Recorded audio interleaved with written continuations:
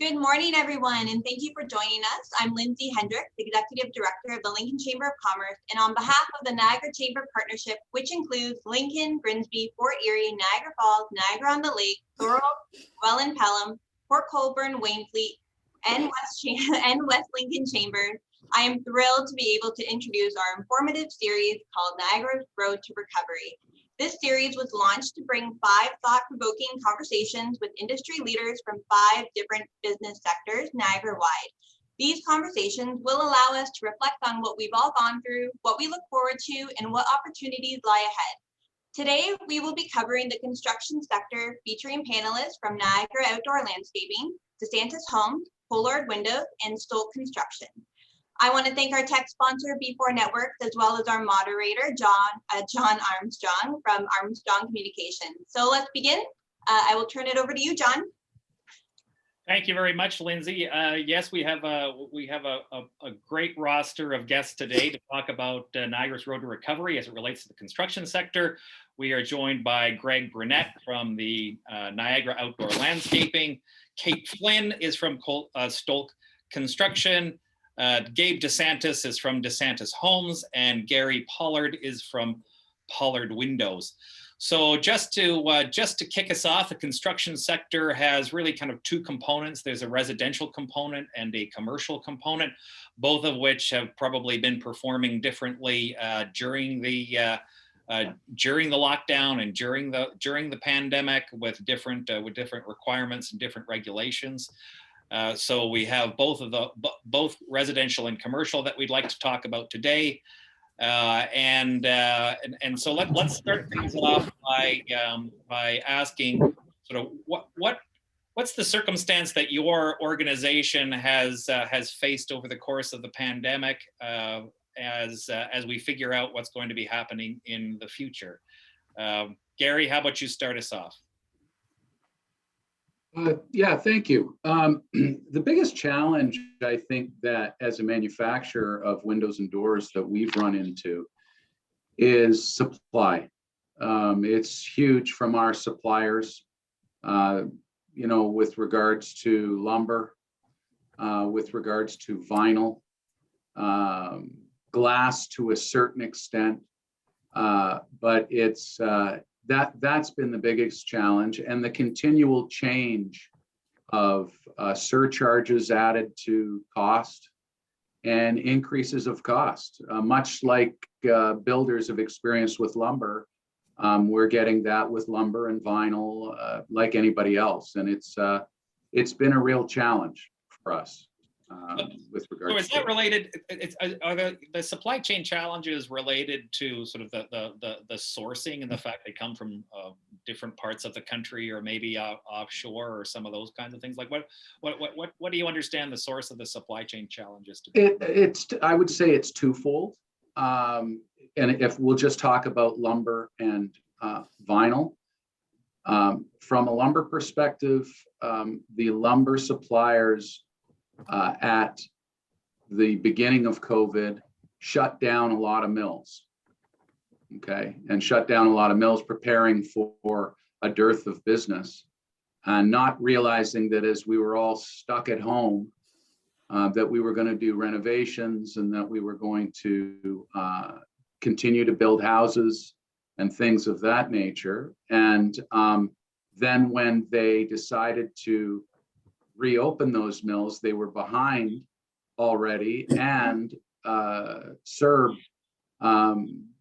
has taken the workers and is paying just enough for some people not to decide to go to work and to stay home.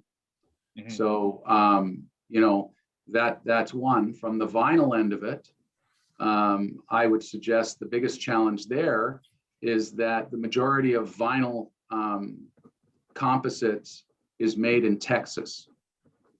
That's where they do most of their stuff, and COVID affected them, but also the fact that they had a very cold winter, which froze a lot of their plants and created a major problem there. And along with the US unemployment system, again, paying people substantial sums while they're off, so people don't want to go to work. also from an employment standpoint, we're in that same boat as we just are having a difficulty getting people to actually want to work. It's been a challenge. What's your experience been, Gabe? Well, when it first came out, we were deemed as an essential service, so we continued to employ. And we found that there was many new positions created within my own organization, where we had to check people in at the gates for COVID. We had a number of trades that had some breakouts within their own organization, completely are missing in action for a couple of weeks. So our schedules got really out of whack. I think we're probably between 3 to 6 months behind schedule in delivering our finished product. The homeowners have understood that and are working together with us on many of my closings.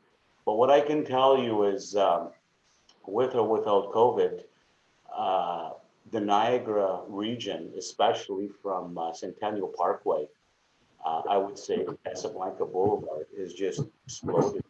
And many of the developments we're fortunate to be part of, we're seeing a lot of buyers come from the GTA, especially along the Queen Elizabeth corridor, who are deciding to, call this as a home. We're finding inside of the Queen Elizabeth, many of our users are local and homegrown home buyers that have had roots in here for a number of years, that are selling their 1 million, 1.5 million large 60, 70 foot lot and investing in a smart space. We're seeing a lot of that.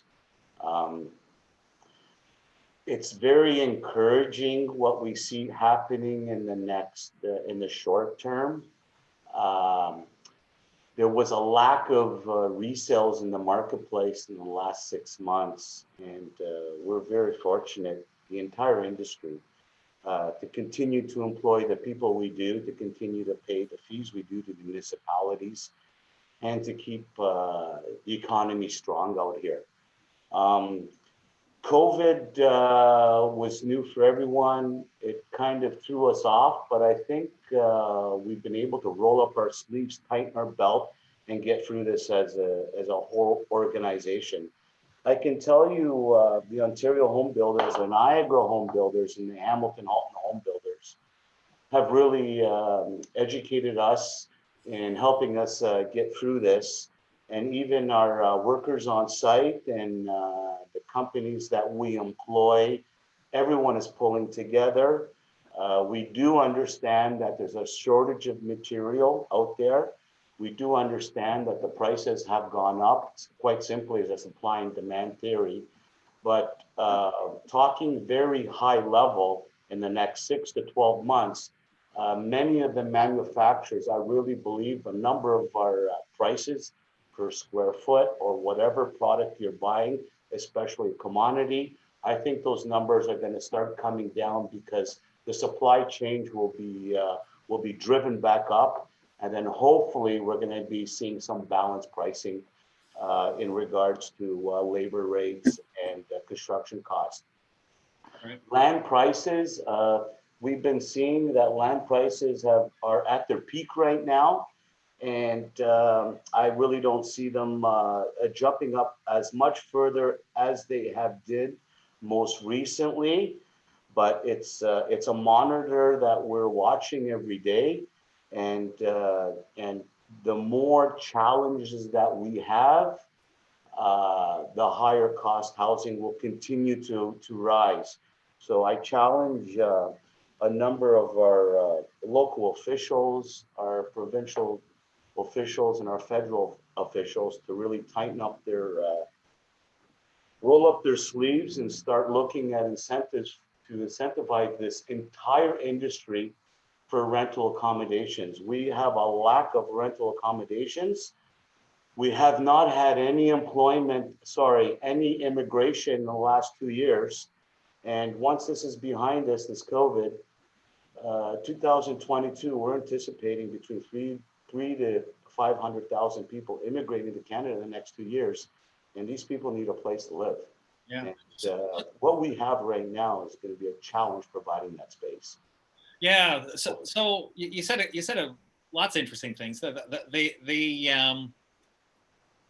Certainly the development and the demand for housing and the increase in prices was starting, I think, pre-COVID in Niagara. You were really in terms of helping to move that development forward. Then, of course, with COVID, the things have continued. The demand has continued. There's been the increases in prices on the material side. There's also been talk about that kind of COVID bump about people moving out of the GTA, thinking that they're not going to be that they're going to be working more remotely. How much of the kind of escalation that you're feeling in the market right now is directly related to the COVID, like that kind of COVID thing, and maybe the shortage of materials versus just straight out demand, kind of pre-COVID kind of 90%, I assume. All the increases we're facing is strictly COVID. I'll give you an example. We made a contract with our appliance company, which is a very, very huge appliance company. They're international. And we did this deal about 6 months ago. We're still waiting for appliances. This is how much the industry's been affected. And we're working, trying to get people in, trying to make alternate accommodations. But it's the challenge of when their plants shut down, when they get a COVID outbreak. This is the killer for us. So we continue to do what we can to move our product forward, keeping our customers happy. But it's a challenge every day. But finally, we're starting to see a light to the tunnel. Now we're starting to get guaranteed delivery dates, workers showing up continuously daily. And, our sites all have testing when you come in. We're tracking everyone. So we're doing our part to make sure our communities are safe to work, especially when we go into our customers' house to do some deficiencies in their units, that everyone is safe and our customers feel safe as well. So it's been a challenge, but, everyone is starting to pull together because we're used to it now. Yeah. So Greg, what are you feeling from the landscaping side of the sector? Yeah, so I'll echo what Gabe and Gary have said there as far as the supply and demand. We specialize in the residential landscape design space and building. Our projects are planned well in advance of us starting a job, which means that clients have decided on materials perhaps last fall, and then come spring, we're told those materials aren't available, right? So it's forcing us to be extra organized, having pavers or lumber delivered to the client's sites, kind of weeks in advance when they are available. And as Gabe said, juggling the schedules, like our weekly office meetings for a while there in the last month or two, I've just been, just juggling the jobs to keep them kind of on schedule and keep clients happy and deal with, materials that are all available. We're seeing it in so many things. Like Gary said, the vinyl, a lot of our stuff is vinyl pools. So projects we're doing, we're getting the pool in, and then when we're done our part of the job, the pool company's got to come back and hang the liner. Well, the liners are 30 to 60 days before they can get installed, right? So, whether it's a fiberglass pool, they're limited, availability, replacement parts. You asked Gary there as far as what was causing the slowdowns. I feel like, from what I understand, a lot of these big manufacturing facilities just have their hands tied, and the COVID measures that they have in place have just really affected their production. So for us, a concrete paver manufacturer that would normally produce 10,000 square feet of pavers in a day are only doing 5, and demand is calling for 20, right? So that's just kind of how it's, I think, affecting the industry. there's no the demand for us at the outdoor living space has skyrocketed in the last year. Lockdowns, meant increased savings rates for many. So a lot of people had more cash on hand and suddenly find themselves doing upgrades and renovations to accommodate their stay-at-home lifestyles. In a time where businesses are feeling the negative effects of the pandemic. We're fortunate to be in the industry that we're in, I feel, right? Yeah. So do you feel that as there are a lot of jobs in the queue, obviously, going forward as people are doing that stay-at-home lifestyle? Now we're in the process of things opening up again. There's certainly the tourism sector is feeling a lot of pent-up demand for people to get back out and traveling again and back out into the community, which will then probably reabsorb some of that revenue that was then being invested into their housing and their stay-at-home lifestyle. So are you anticipating there to be a strong demand and then a bit of a lull as things restabilize, or do you still see continued strong demand? Yeah, I could definitely see the demand staying for a while there, right? Just the backlog that the builders or the landscape contractors, anyone that's doing work in residential homes or can only do so much, right? So we're already booking jobs for next year ourselves, right? So by the time the end of this year rolls along, maybe all next year will be pretty well booked, right? So you're trying to add more staff, but you don't want to affect the quality of the work you're doing too, right? So yeah. You mentioned struggle of labor, too, right? Having qualified laborers too. Right. So Kate, correct me if I'm wrong. Stolk Construction is a little bit more on the commercial side. Is that correct? That's correct. So we concentrate on industrial, commercial, institutional, and energy projects throughout Ontario. Yeah. So you had an entirely different kind of circumstance in terms of having not really been having fits and starts of being allowed to open. So why don't you tell us about the role that the commercial construction sector's been going through? Sure. I will echo certainly what my counterparts have said here as far as those industry challenges that whether residential or commercial, we felt them, so far as supply chain and the demand for labor and trying to fulfill that demand. I think on the commercial side, because we as a company sort of have a full service approach, so we will build, renovate, and maintain. I think that we were fortunate with the different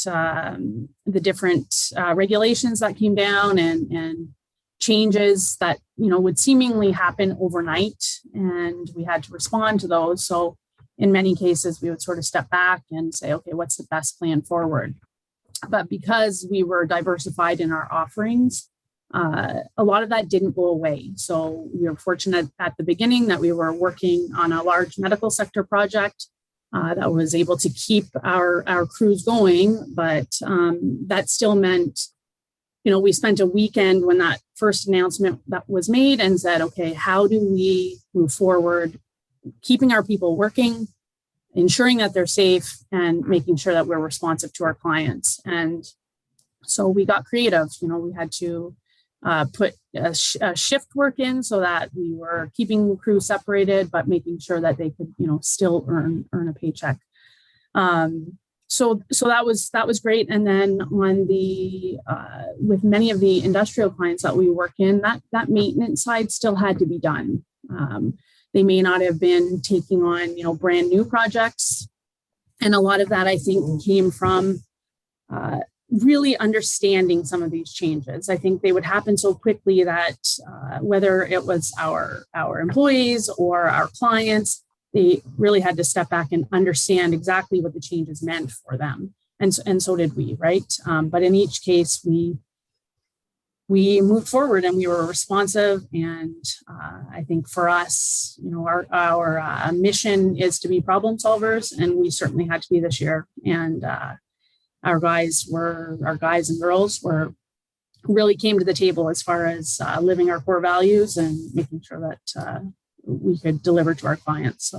So I think, like everyone has said, we've been very fortunate to be in this industry. And, I know we all know people who have lost positions, and, construction really hasn't missed a beat short of, our hands being tied with supply chain issues and such. Yeah.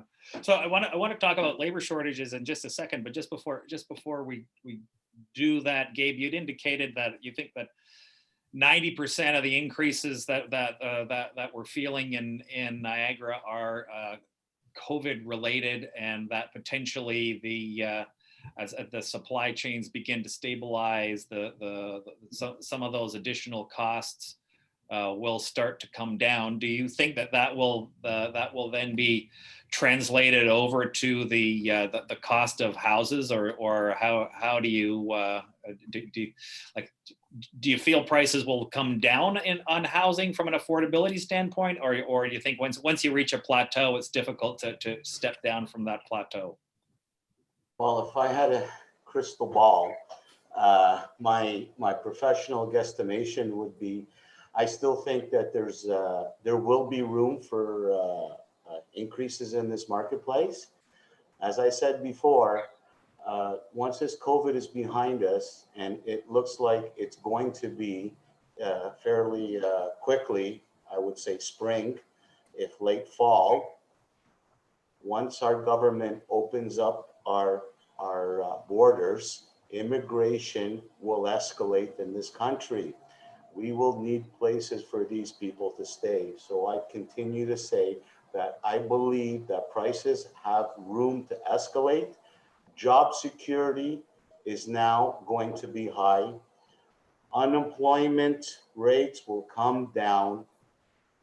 Inflation, I think, will balance as we go through the next 6 months to 12 months.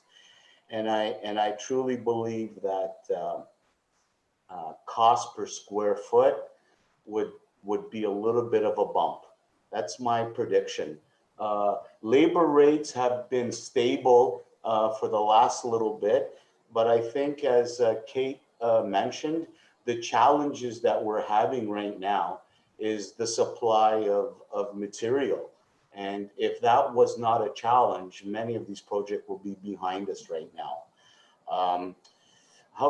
We went to market on a project just by Niagara, on the entrance into to Niagara. We had 10,000 people on the waiting list. That's what we had.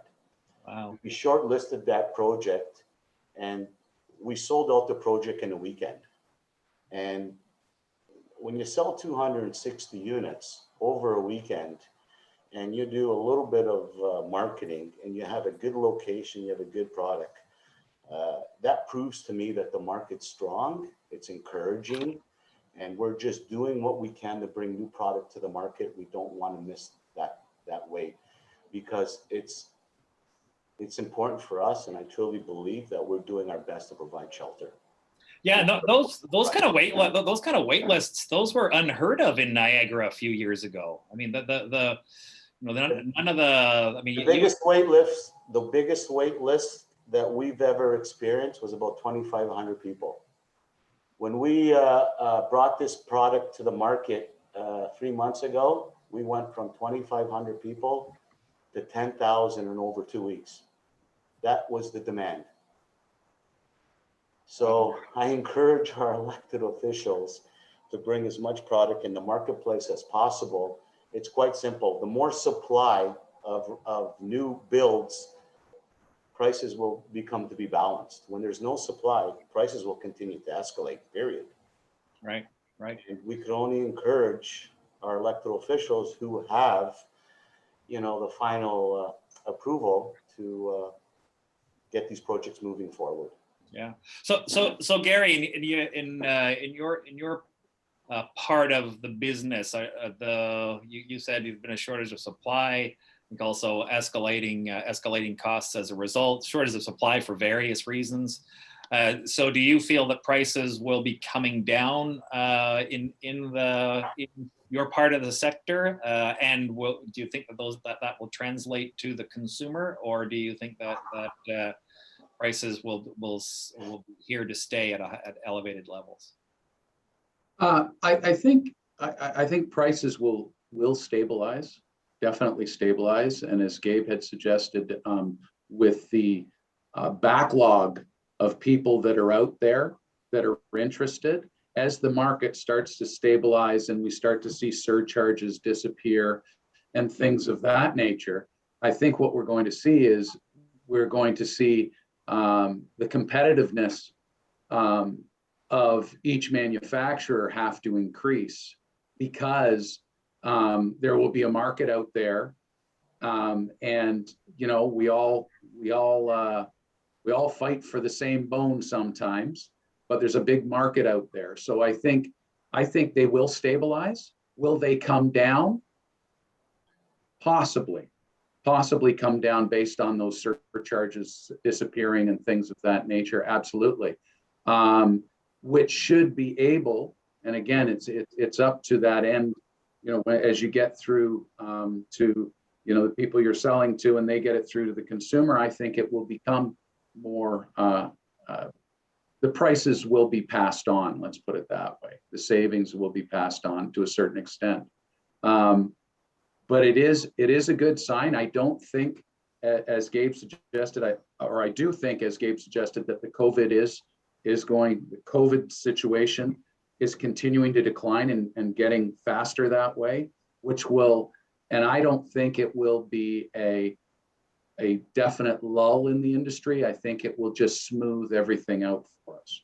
So subdivisions that have been delayed will be able to be finished in a quicker manner because supply will be there. Things of that nature. Right. So Kate, in your part of the sector, have you felt any of your potential customers putting things off because they want to wait to see if prices stabilize, or they're worried about supply chain? Are you seeing anything like that? And do you think prices are going to stay high, or do you think they might come down? I certainly hope that we see, you know, them come down. You know, particularly we're in the pre-eng building market, and some of the steel prices, you know, are and lead times are really quite high right now, and those lead times are significant. And so we're trying to educate our clients on, okay, you know, this is really, if you want to be in a building, you know, 2 years from now, you know, we got to be moving forward. In addition, you know, I think just being upfront with our clients so far as that pricing and the fact that the reality is it's not, we continue to see price increases coming from manufacturers. So, you know, when we're pricing a project, unfortunately, it's, you know, it's got an expiration date based on what we're seeing from those manufacturers. I would say, as far as putting projects on hold, at the very beginning of this, you know, we would sit down on a weekly basis and go through our projects that were in the pipeline. And we did have clients putting things on hold. And I think it was really just as they tried to understand all of this more, no different than us. You know, if we look back 15 months ago, we really, you know, we were going in sort of blind as far as what to expect from COVID, right? So I think that has, we've seen a turn there, and I think we're seeing, you know, a great deal of demand and people investing back in their businesses and, you know, reaching out to us and trying to come up with solutions for them. In the institutional sector, government buildings, that kind of sector, obviously that's historically been a tool of governments to stimulate the economy and keep people working. Do you feel that those projects are getting out the door right now? Are you hearing that they're going to be getting out the door? Like, what's your sense on the institutional side, whether or not governments are going to be using the construction sector to help to stimulate the economy, or are they going to be using other levers? Do you have any thoughts on that?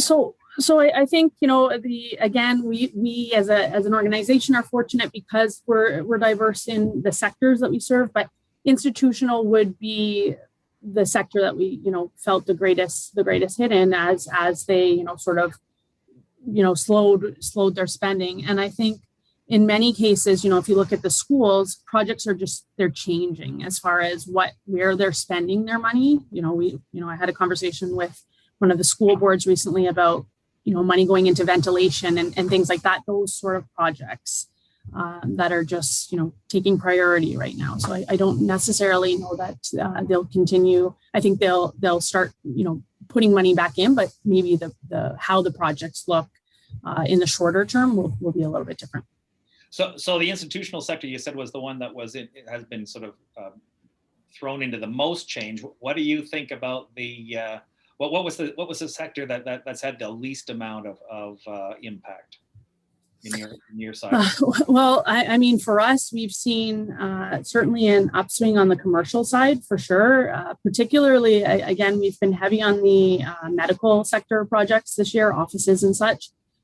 So people, again, investing in their businesses. You know, I'll use an example. We certainly did the Beaujeu Medical Clinic, but, you know, one of the offices in there was a vision clinic where, again, you know, at the start of COVID, you have someone looking at the potential to expand, and then COVID hits, and you really have to look at it because you can only do so much in the space that you have right now that you have all these restrictions as far as spacing and such. So commercial has certainly been there, and then on the industrial side as well, businesses investing back in their facilities.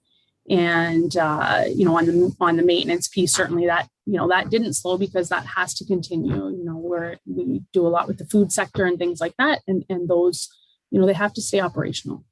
Right. So for us, the biggest changes there were just our protocols and, you know, how we were doing things. Even at the schools, you know, at the start, it was getting creative and being responsive in ensuring that we were doing after hours work and things like that, where, you know, the population wasn't in there.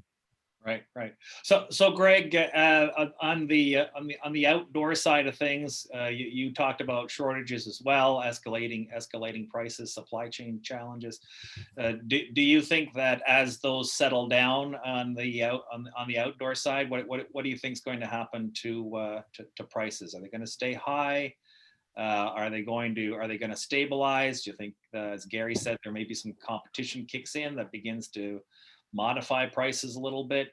What does your crystal ball say? Yeah, I would agree with that. I think they are going to stay kind of where they are for a little bit, but then I'm hoping that that supply can pick up and drive the prices down. The times, I would never think there was a time where we had to, you know, reprice a job 10 times over the course before you started in the spring, because the lumber prices are changing on a weekly basis almost, right? Like, it's pretty crazy. And just the accessibility, like, of getting things, you know, picking up materials, the ease of walking into a store. Now that's finally starting to come back. That's you know, cost time and money to send someone to go do a curbside pickup and wait, and it takes 2 hours, you know. So you know, juggling, you know, washrooms. So someone like Homes by DeSantis, you know, they've had washrooms on their site for years, right? For a medium-sized landscape company, now we've made it our policy to have washrooms on their sites, right? And you know, the PPE and the cost to businesses there is definitely something you yeah. So Gabe, on the as it relates to skilled trades, we've had a bit of a discussion here about some labor challenges, getting people back to work, and that's a challenge. Obviously, in the construction business, there are a lot of skilled trades that are required. Do you see shortages in the skilled trades as the boom in Niagara continues, or do we have the workforce here locally to be able to absorb that, or are we going to be needing to bring lots of folks from outside Niagara to help build up Niagara? Well, what's been happening through our provincial government, as well as our local associations, we're encouraging young people to seriously take a look at this industry, to have a lifetime of employment. There are so many opportunities for young students that are coming out of high school or even college or university to seriously consider construction as an industry of choice. We're seeing that happen at this particular time because of the way the market is just on fire. We are seeing a lack of supply of skilled trades, but hopefully over the next 6 months to 2 years, as I said before, once our borders start opening up, we're going to start seeing some type of flexibility on our labor rates. So it all boils down to supply and demand. And I just want to put this in perspective for everyone to keep it as simple as possible. 1 year ago, we were paying $20 a sheet for plywood. Today, we're paying $120. It's like gold. And it's not that you would phone my lumber supply company and ask for 10 loads of plywood to be dropped off. We're lucky if we can find a half a load of plywood. That's the problem. And once, as I kept alluding to, once COVID's behind us, everyone's back to work, supply will increase. And then as Gary and Kate have been saying, the economy will take over, and it's going to be very competitive. And the companies will then will start rolling up their sleeves to start getting projects under their belt. And for us, as a developer looking in the future, so how do we continue to provide affordable space, knowing that the supply costs are going to escalate a touch, labor rates may be stable, land prices may be stable. So how do we deliver even a more affordable product? We build smarter space. We build smaller space with more amenities within our community where all the neighbors have a chance to socialize. I will tell you, we are doing one of the first projects in Southern Ontario where the entire community will be all underground parking.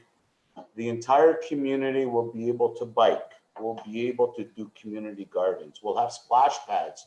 We'll have outside ice rink. We'll have rooftops. It's going to be a complete Werneth community in the entrance of Niagara. We're really excited about that project. We are going through the process right now. So we are already thinking ahead what we think our buyers are going to accept 1 to 2 years from now. Right. So just to get back to it for a second. So you're saying as potentially immigration maybe opening up might provide some a little bit more flexibility into the workforce. I'm not sure if you're choice.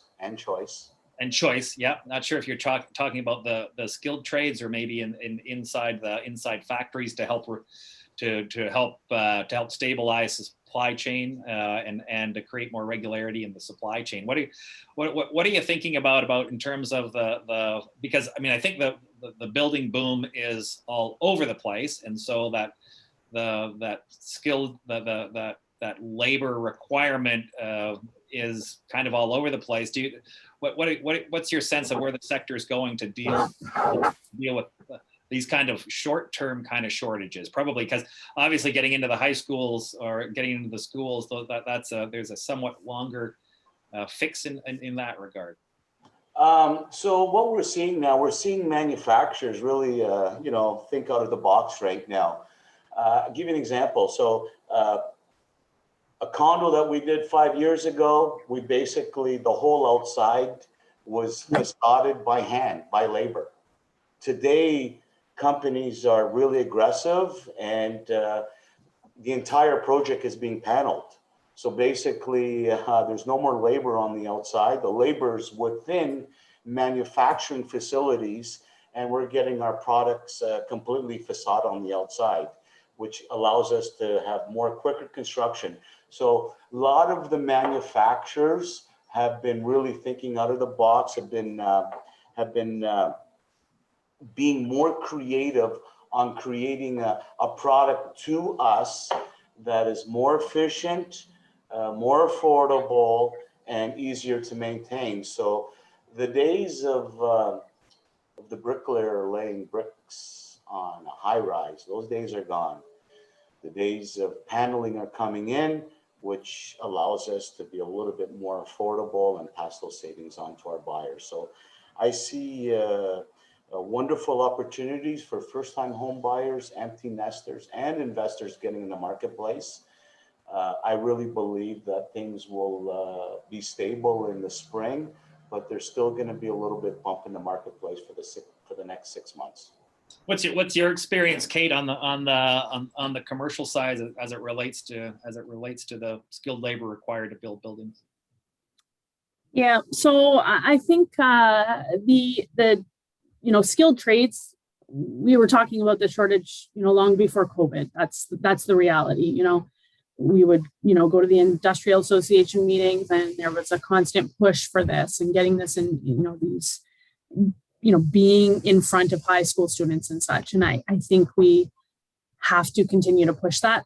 If I can take one hope out of all of this, as far as the human resource piece, it's that individuals will look at construction now in a different light, so far as the fact that it didn't skip a beat, that it is an essential service, and it's stable employment. So I hope that people are encouraged to enter the market. I hope when they talk to their friends in the industry, they consider this.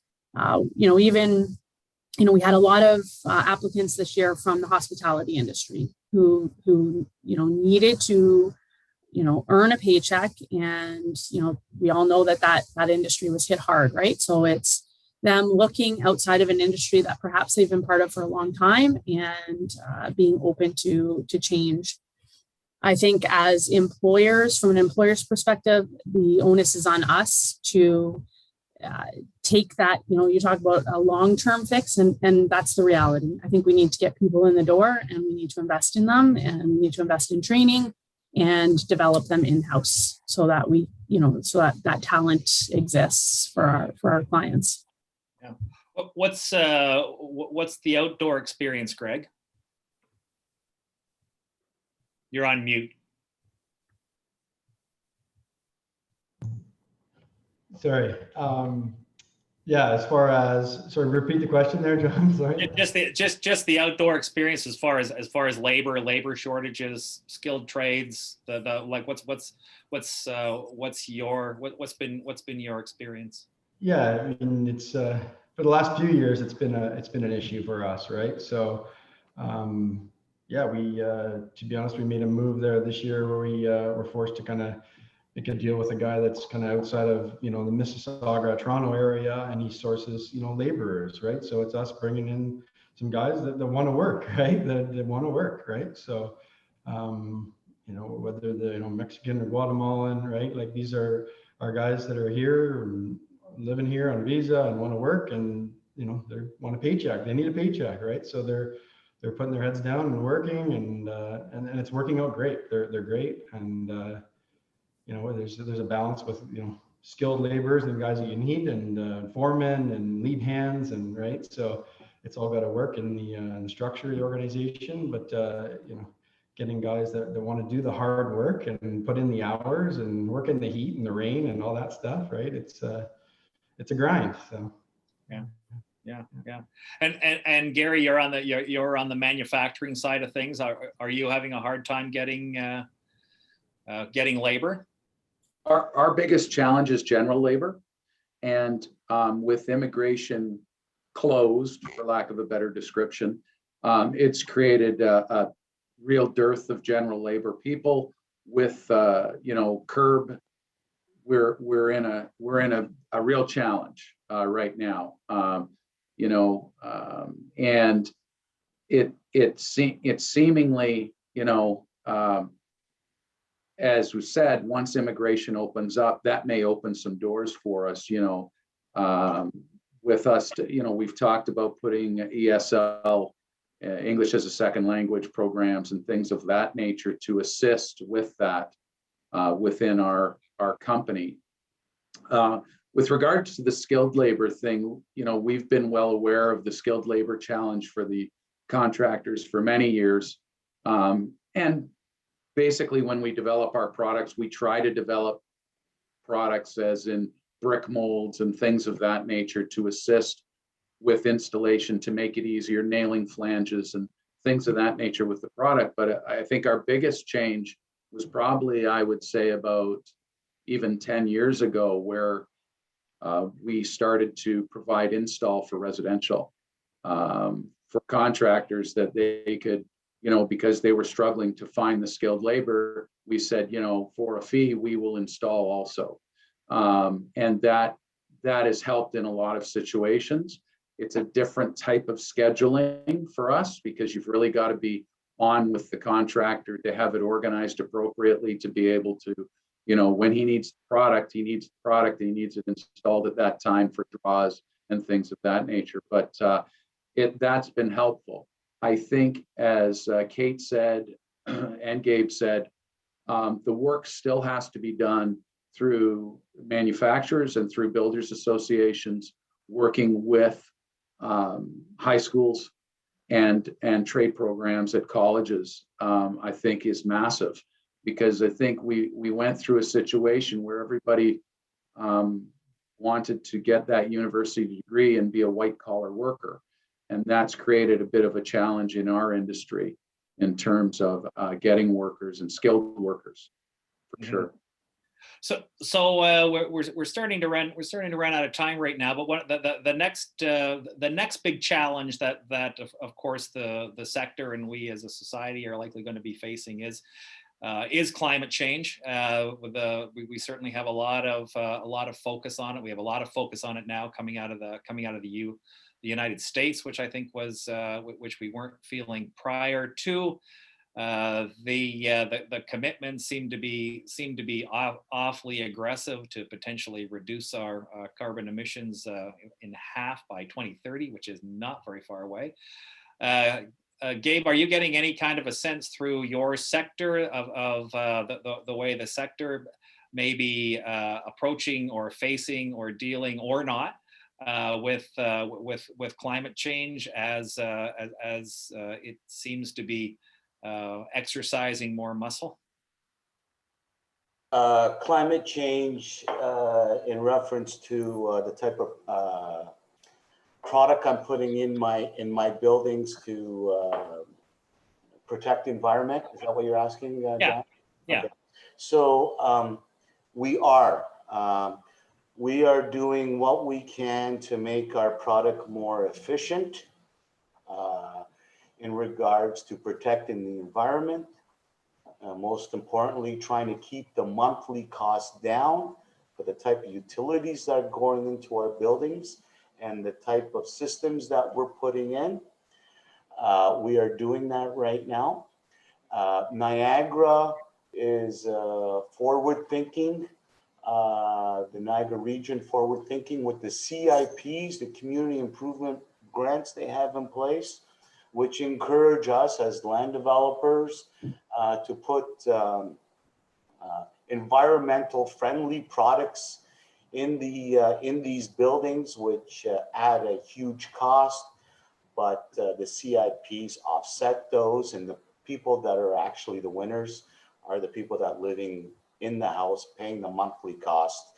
Give you an example with white roofs, upgraded mechanical systems, increased window gas in the windows. Gary can touch base about that. So a lot of the products that we're using today are night and day from 2 years ago. And we're trying to do that, trying to put better product in, doing our best. But some of these costs, is it COVID? Yes.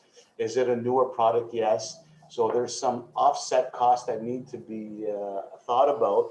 And like I said, I really believe it's up to the municipality the provincial and the federal governments to really roll up their sleeves and put a dent in our market and come to the table and support people that can afford and help them as much as we can and provide incentives for our industry to start looking at building rental accommodations.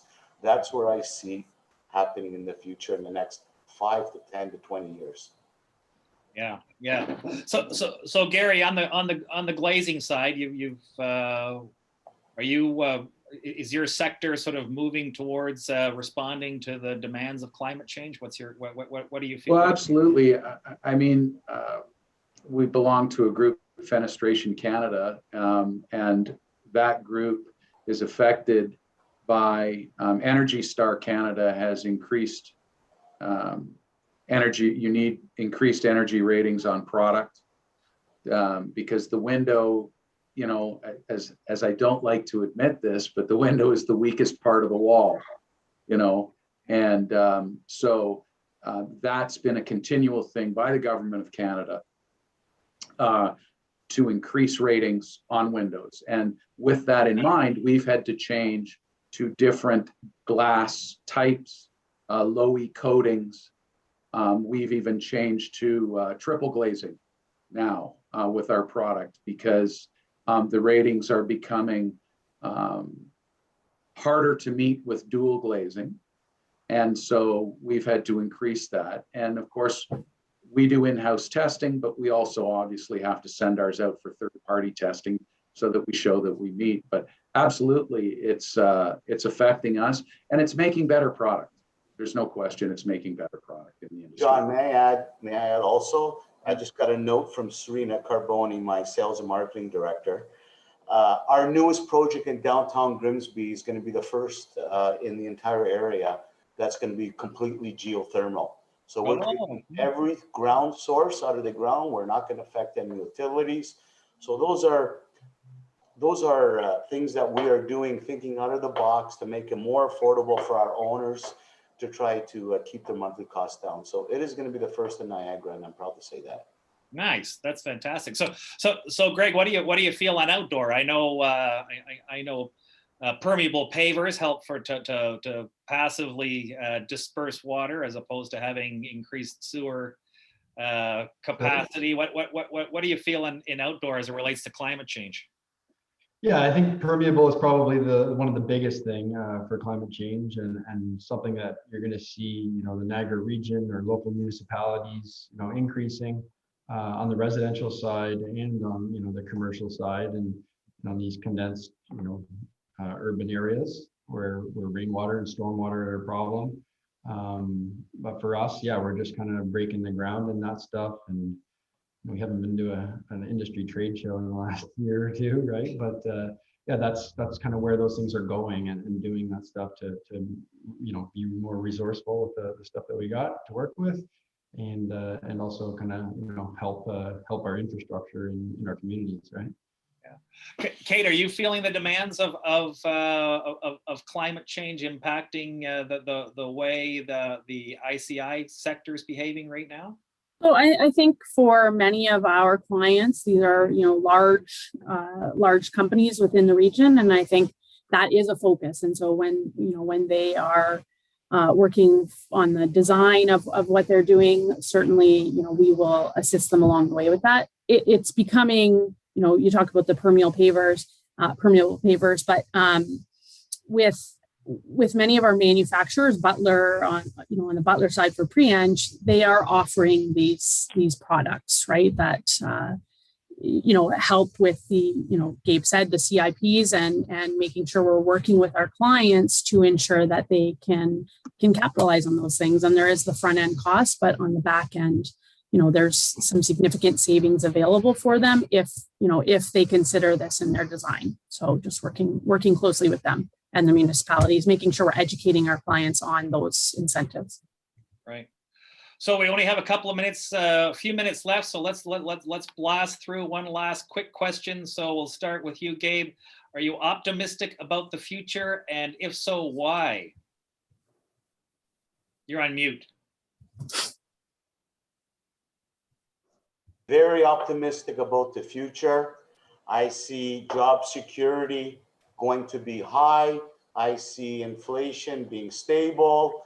I see immigration being high, and I continue to see interest rates being very affordable. So yes, we're very encouraged. We have 4 major projects coming to the market in the spring.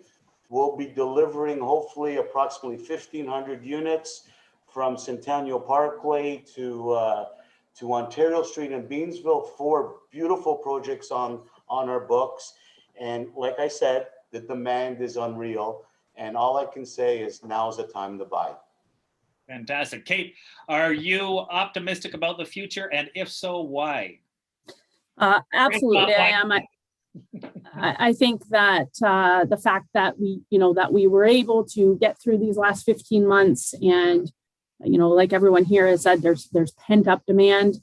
And I think as long as we continue to be responsive to our clients, I think that those opportunities are only going to grow. I think that Niagara is becoming, has really made a place for themselves as far as attracting organizations, individuals moving here, and it's a place that people want to live and people want to work, and in that there's a greater need for infrastructure. So I'm very optimistic, and my only hope is that what I envision of a change so far as people wanting to enter the industry as far as work, comes to fruition. Terrific. Greg, what about you? Are you optimistic about the future for Niagara outdoor landscaping? And if so, why? Yeah, I'm super excited, John. I think all this construction and stuff driven migration to Niagara is just adding to the increased desire for outdoor living spaces for us. That means working with our clients to bring the vacation resort feel to their backyards, and more pools, outdoor kitchens, bars, covered structures with outdoor TVs, fireplaces, all that stuff that makes for some more exciting projects for us. So I'm really excited. Yeah. That all sounds great to me. Yeah. And Gary, from the construction product side of things, what about you? Are you optimistic? Oh, extremely. I think that we're in a great time right now.